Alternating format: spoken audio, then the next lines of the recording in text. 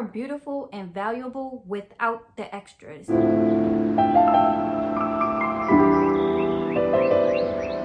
Hey girlies, welcome to another episode of Becoming That Girl at Home. Today's episode will focus on me sharing some of the things that I do here at home to show my self-love, because a lot of us feel the pressure to have all of these materials to feel valuable, or as the popular term says, be that girl. But you don't need any of those things to be somebody. So I'm gonna show you how I brighten my mood and show myself love here at home. Let's get into the video. Number one is taking my vitamins every morning and drinking lemon water. I didn't know that lemon water had electrolytes until now, so that makes me really excited. And if you don't know what electrolytes do, here it is on screen. But at first, I was just drinking lemon water because it was good. But now that I know that it has benefits too, I'm actually very happy that I'm drinking it. And number two is creating a playlist that makes me feel like the dream version of myself. If you know me, then you know that I used to be a real Barb.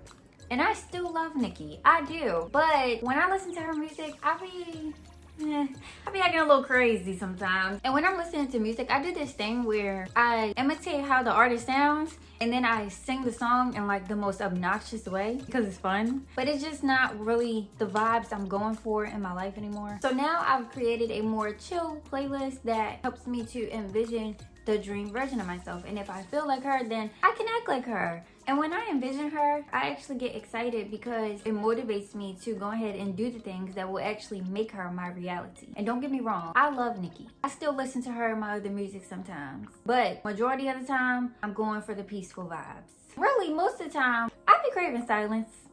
Growing up, I listened to music all day and night. But after giving my life to Christ, I switched over to listening to only gospel music. And then one day I eventually just stopped listening to music altogether and only started listening to it when I truly felt like listening to it. And with the Lord's discernment, a lot of music really haven't even been like sounding the same. If you know me in real life, then you know I'm quick to say, oh, I'll come out of agreement with that in the name of Jesus, because I take the power of my tongue very serious. I'm not opening no doors for the devil around here, period. And these songs be talking about some crazy stuff that go right over everybody's head, but that's conversation for another time. And number three is making my bed and stacking that habit with stretching. I use my bed as a yoga mat because I don't really like to get on the floor all the time. But I struggle keeping up with this habit because, you know, after I would eat, I would just come back and sit in my bed and then do what I gotta do for the day. But I'm definitely working on being consistent with this habit because an organized girly is a happy girly, period.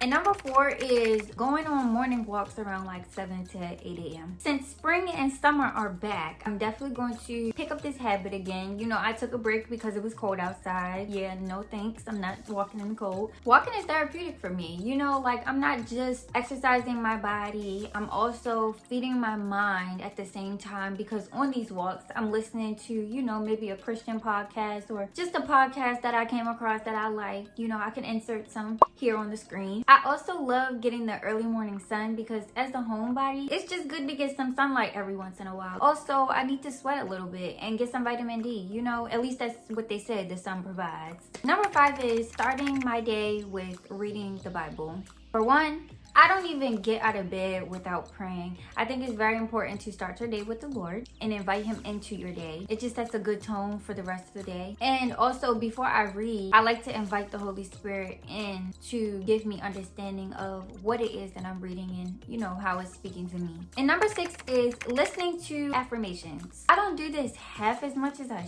should, but I have noticed that it made a difference. It also sets a good tone for my day. Like me, I like to turn scriptures into affirmations. So for example, Psalms 118:24 says, "This is the day the Lord has made. We will rejoice and be glad in it." But I say, today is the day the Lord has made, so I will rejoice and be glad in it. And it really helps. And since the Bible also says that life and death is in the power of the tongue, speaking life is my go-to. I really try to be careful of what I speak over myself. I do not play. And number seven is reading personal development books. Feeding your mind the right stuff is super crucial. I struggle with keeping up with this habit as well because every time I read a book, I always end up falling asleep. And then when I put the book down, down, sometimes I struggle to pick it back up. But I did come across this tip, setting timers, because they say that what people struggle with the most is starting. So setting timers and committing to small goals such as reading 1 to 3 pages a day really helps. If you can commit to those small goals with those timers for 21 days straight, you'll more than likely keep going, because they say that it takes 21 days to create a habit. However, I still struggle with going the full 21 days. It's actually really hard. But since we're becoming that girl at home, no more procrastinating. We're gonna keep trying. If we fail, we're gonna get back up and we're gonna try again. We're gonna keep going until we get it right and finally see the change that we're trying to see within ourselves. And number 8 is taking naps. At first, I felt a little lazy taking naps during the day, but then I realized it's 24 hours in a day. What's a little 2-hour nap gonna hurt? You know what I'm saying? But if it's after 6 p.m., you might as well just wait until your bedtime, because then you're gonna be up all night. But a little nap around 1:30 to 2 p.m. it's not hurting nothing, and it's giving you a little recharge for the rest of the day. Next is getting 8 to 9 hours of sleep. This is a non-negotiable for me, because when I'm running on 5 to 7 hours of sleep, I'm finna go back to sleep, period. What I've noticed helped me get better sleep at night was removing all of my electronics from my bed. It helped me, for one, have more space to toss and turn in the middle of the night, and also less radio frequency interference, or so I've heard. But I put my phone on the dresser and also keep my ringer off, and to be honest, that's never on, but anyways, I get the most peaceful sleep ever. Also, I don't have a TV in my room, so if you do, I highly suggest turning that off at night so that it can be dark in your room. And number 10 is I give myself permission to enjoy hobbies guilt-free. I play Roblox, and I'm not ashamed at all.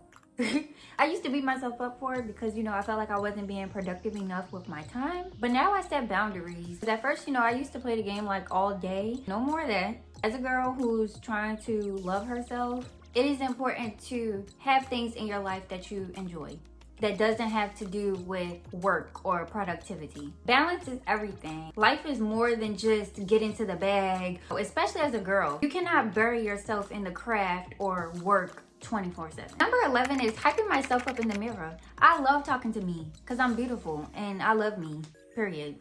And since I grew up very insecure, this has been quite the healing experience for me to see and do, because not only am I saying that I'm beautiful, I'm also believing it. Number 12 is mothering myself. This means I'm treating myself just as a true nurturing mother would treat her child. It truly heals my inner child who overthinks and throws temper tantrums daily. You are the adult that you always needed. So being a mother to yourself is a very powerful thing. Not only that, I'm falling in love with every part of myself every single day. And this is 100% still in the works. In no way am I perfect now. However, I have noticed I've become a lot sweeter to myself than I used to be. Number 13 is starting a want-to-do list instead of a to-do list.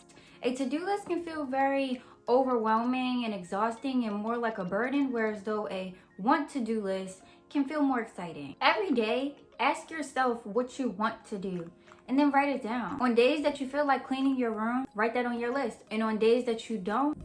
This list is about listening to yourself and honoring how you feel. If you feel like resting, then rest. Because rest is not laziness. It's a form of self-love. And just to be clear, this list is not about doing whatever you want, whenever you want, because I know some people, they just never feel like doing anything. And that's just not the goal here. This list is about taking a look at your priorities and figuring out which one you feel the most led to do that day. If you stay consistent, you'll eventually get around to everything, including cleaning your room. And the beauty of this method is that it keeps you from overloading yourself and burning yourself out. It shifts your mindset from I have to do this to I want to do this, which makes a huge difference.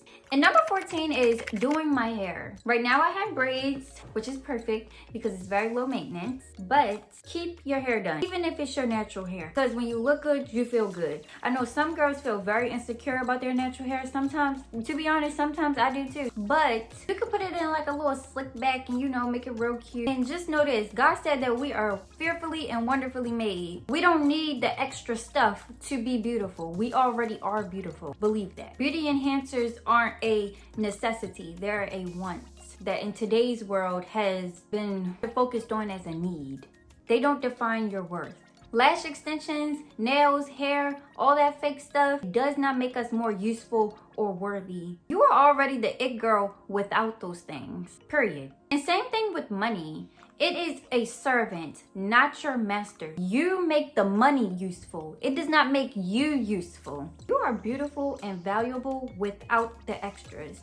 And I'm not saying that these things are bad. I'm just saying don't idolize these things to make you feel like you are worthy or like you are somebody. Because they're just add-ons to who you already are. They do not make you. You were created with purpose. Money and material things cannot measure our worth. So remember to romanticize your life with love, joy, and peace. Because that's the true luxury, not materials. But guys, that wraps this video up. Thank you for tuning in. I hope that this video encouraged you and inspired you to love yourself with what you already have in front of you until you can get to where you want to go. There's a lot of lessons in the journey of self-love, especially when you have no choice but to start small. So don't try to rush this process. Fall in love with it. Everything that you want will come in due time. In the meantime, appreciate and use what you have right now to make the best of your life in this moment. Don't forget to like, comment, and subscribe on this video. I love you guys, and I'll see you next time. Bye.